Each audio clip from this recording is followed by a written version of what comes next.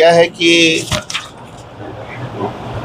इस समय थोड़ा बाढ़ की भी स्थितियां हैं, लेकिन इधर गाजीपुर तरफ बाढ़ नहीं है। लेकिन उस समय जुलाई के फर्स्ट वीक में यानी 1 से 8 के बीच में भयंकर बारिश होने के कारण उत्तराखंड और नेपाल के कारण हमारे 20-25 जिले प्रभावित हुए, जो पीलीभीत से लेकर पूर्वांचल जो था, जिसके कारण हमें नहरें भी बंद करना पड़ा शहरों के, इसलिए पानी की दिक्कतें आई थी।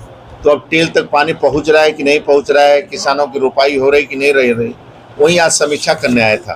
तो हमारे देवकली पंप नहर खंड प्रथम और देवकली पंप नहर खंड द्वितीय और सिंचाई निर्माण खंड वाराणसी और लघु डाल नहर खंड गाजीपुर, जिसमें 17 हमारे नहर लघु डाल नहरें हैं, जिसमें हमारे 13 ठीक ढंग से चल रही हैं।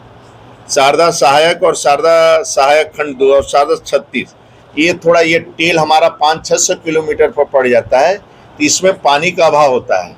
तो अगले परियोजना हमें बनाना है कि इसमें नहरों में हम पानी कैसे सप्लाई कर सकते हैं और सभी नहरों में टेल तक पानी, और जहां अतिक्रमण है वो अतिक्रमण कैसे हटाए कि किसानों को सुविधा ठीक ढंग से पानी का ठीक हो। दूसरा हमारी योजना है बाढ़ की, जो कटान होती है, बाढ़ की समस्या। तो हमारे जितने प्रोजेक्ट यहाँ चल रहे थे गाजीपुर में वो लगभग कंप्लीट हैं, जिसके कारण जहाँ जहाँ मेरे प्रोजेक्ट बने वहाँ कटान की कोई खतरा नहीं है। लेकिन फिर भी अभी गंगा जी में अक्टूबर में अभी तो नहीं है पानी नीचे, लेकिन अक्टूबर नवंबर के आसपास से हमेशा अक्टूबर में बाढ़ आता है। उसकी तैयारी के लिए ऐसे कोई गाँव जो कटान पर हैं, उन गाँव को भी सुरक्षित हम कैसे रख सकते हैं, उसकी पूरी तैयारी करनी चाहिए। उसीलिए आज इन लोगों को निर्देशित किया हूँ। जल जीवन मिशन की जो योजनाएं हैं, गांव तक पानी पहुंचे और सड़कों की जो खुदाई उदाई हो, वह भी कंपनियों की ही गारंटी है।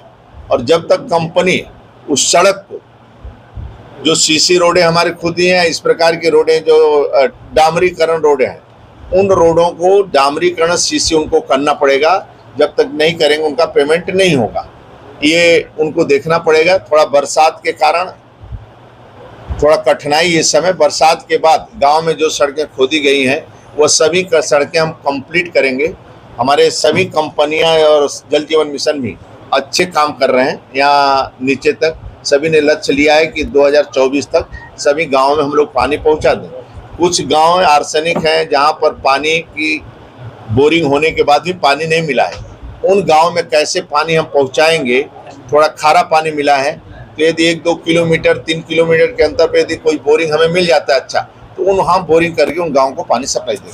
सर, जिस तरीके से मतलब आप कह रहे हैं कि जल जीवन मिशन के तहत या नहरों में पानी पहुँचने की बात करें, लेकिन यहाँ पे जो है तमाम विरोध प्रदर्शन हो रहे हैं अघोषित बिजली कटौती को लेकर। सर, बिजली नहीं रहती तो पानी कैसे न? देखिए, थोड़ा कठिनाई आई है इस समय। जो आप देखे होंगे 1 महीना तपस जिस प्रकार था, उमस क्या है, गर्मी, भयंकर गर्मी पड़ी, फिर बरसात न होने के कारण बिजली पर लोड हो गया थोड़ा सा, और लोड होने के कारण जो उमस पड़ा है 57 डिग्री तक गया है। जिस प्रकार जाने के बाद फिर भी अधिकारी कर्मचारी लगे हैं कि किसी प्रकार बिजली की समस्या ना आवे, ना कटौती हो।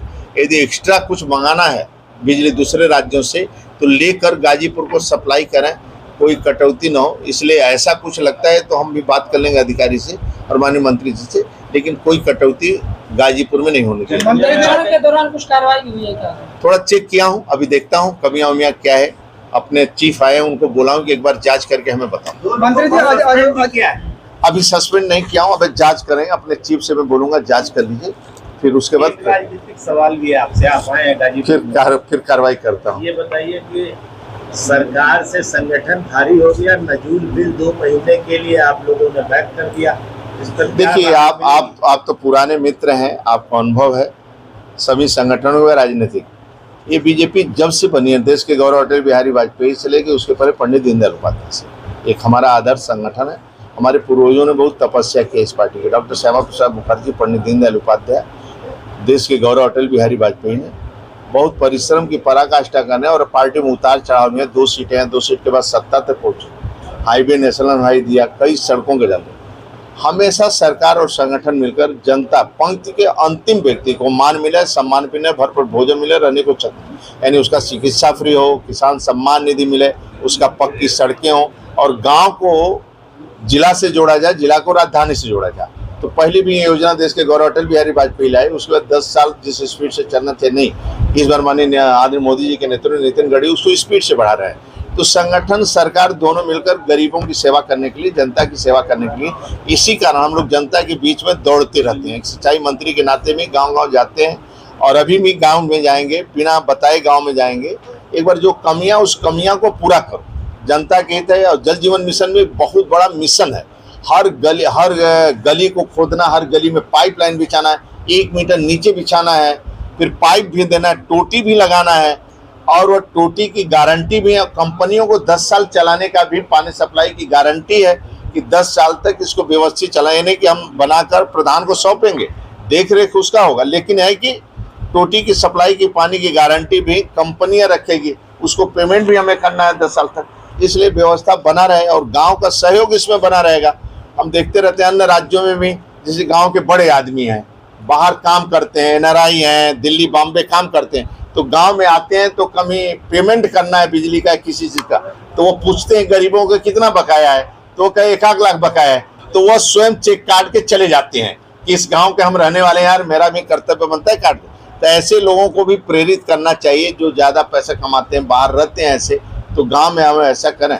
लेकिन अभी जो अधिकारी दोषी पाएंगे, जो कंपनी दोषी पाया जाएगा, उस पर कार्रवाई हो। सर, अखिलेश यादव ने रेप मामले में डीएनए टेस्ट की मांग किया है। आप पूरा विश्वास करिए, पूर्ण विश्वास करिए, सपा बसपा नहीं। जो दोषी आदरणीय योगी जी के शासन में जो भी दोषी पाया जाता है, न उसको कोई बचा सकता है, न कोई उसको किसी प्रकार का उसके साथ सहयोग हो सकता है। वो सभी राज्य के कोई भी कानून के साथ छेड़छाड़ी करता है, कानून से खिलवाड़ करता है, आम जनता को तकलीफ देता है, उसके खिलाफ सख्त से सख्त कार्रवाई होती है और कानून अपना काम करता है। सर, मोदी जी के राज में तीसरे टर्म में आप लोग राहुल गांधी की जाति पूछ दे रहे हैं, मामला बड़ा हंगामेदार है, क्या कहें? देखिए, आप ही पूछ रहे हैं, मतलब वो स्वयं पूछते हैं सब जाति आते, तो जाति बताऊं तो उनको पहले यदि पूछा गया है, यदि सदन के अंदर कोई पूछा, बताने क्या जाता है, होनी चाहिए, उनसे क्या जाति पूछा गया, उनसे उनको बताना चाहिए।